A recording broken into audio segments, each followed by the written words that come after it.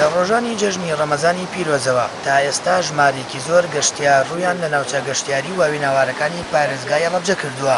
بەپێی ئامارەکانی بەڕێوەبەرایەتی گەشت و گوزاری هەڵەبجە ئەم ساڵ ژمارەی گەشتیاران زیادی کردووە و 30,000 گەشتیار هاتوونەتە ناوچە گەشتیاریەکانی پارێزگای هەڵەبجە. لەبارەی بەرزکردنەوەی نرخی شتومەک و کاڵا و پێداویستەکانیش سەرۆکی بەشی شوێنە گەشتیاریەکان لە بەڕێوەبەرایەتی گەشت و گوزاری هەڵەبجە دەڵێت لێپێچینەوە لەگەڵ هەردوو دوکاندارێک دەکەن پابەندی ڕێنماییەکان نەبێت. بێگومان ساڵ پار جەژنی ڕەمەزان نزیکەی 20,000 تا 25,000 هاتبوون، ئەم ساڵ نزیکەی 35,000 بۆتەوە. ئەو گەشتیارانی کە لە هاتوون لە ناوەڕاست و خواری عێراق هاتوون هەمویان عەرەبن زۆربەیان، ئەوەی ناوخۆیی خۆمانی تایە بەڕێژەیەکی کەمتر، ئینی دەرەوەی وڵاتیشی تایە بەڵام کەمتر ئەوانە.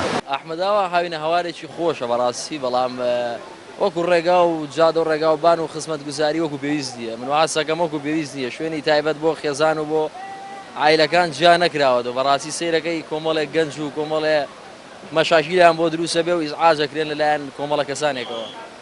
ئینجاکە وەکو پێویستیش نییە، ساڵەکان گرانن.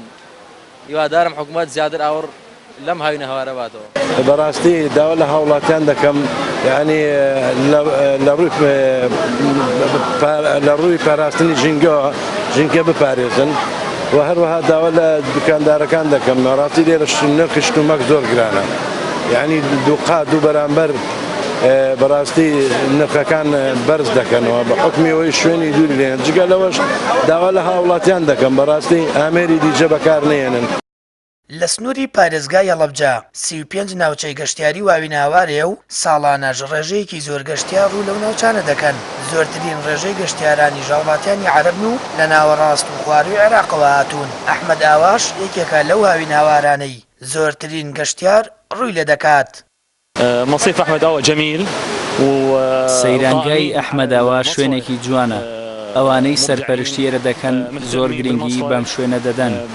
هیوادارین بەرەو باشتر هەنگاو بنێت. خوای گەورە کورد و کوردستان و عێراق والله يخلي كردستان والأكراد والعرب ويكونون وحدة واحدة. لە بەغدادەوە هاتووین بۆ سەیرانگای ئەحمەداوا. سەیرانگایەکی جوان و کەش و هەوایەکی فێنک و خۆشی هەیە. هاتنی گەشتیار بۆ ڕێژە زۆرە بۆ هاوینە هەوار و ناوچە گەشتیاریەکانی سنووری پارێزگای هەڵەبجە جموجوڵی بازاڕی گەرم کردووە.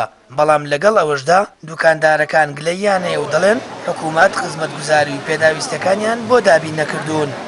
گلەیەکمان لە حکوومەت هەیە لە حکوومەت یاریمی کوردستان لە ڕووی گەشت و گوزارەوە ئێن بەبێ هۆکارێک بەبێ هیچ ڕێنماییەک دەستەکەن بە وەسڵکردن بۆ دوکاندارەکان. گلەیمان زۆر لە گەشت و گوزار هەیە، هیچ ئاسانکارێکیان بۆ خەڵک نەکردووە، نە بۆ ساحب دوکان و نە سامۆر ساحب مەڵمەڵک. لەبەرەوە ئێن غرامەی خەڵکی ژەکەن، نە کارەبا کارەبایە، نە ئاوی ئاوە، نە هیچ شتێکیان بۆ ئەم خەڵکە نەکردووە. هەڵکەوتە و سروشتی ناوچەکانی هەڵەبجە بە شێوەیەکە زۆربەی ناوچەکان گەشتیارین و زۆرتری ناویناوار و سێرانگای تێدایە، بەتایبەت دەورامان کە ساڵانە ڕێژەیەکی زۆر لە وڵاتیان و گەشتیاران سەردانی دەکەن. هاوکات وەزارەتی شارەوانی و گەشت و گوزاری هەرێم بڕیاری داوە ماستەر پلانی یاویناواری ئەحمەداوا بخرێتە بواری جێبەجێکردنەوە. بەڕێوەبەرایەتی گەشت و گوزاری هەڵەبجەش پێشبینی دەکات لە ماوەی چەند ڕۆژی داهاتوودا ژمارەی گەشتیاران بۆ 40,000 گەشتیار بەرز ببێتەوە. سامان فەتاح، کەناڵی ئاسمانی پەیام، هاویناواری ئەحمەداوا، هەڵەبجە.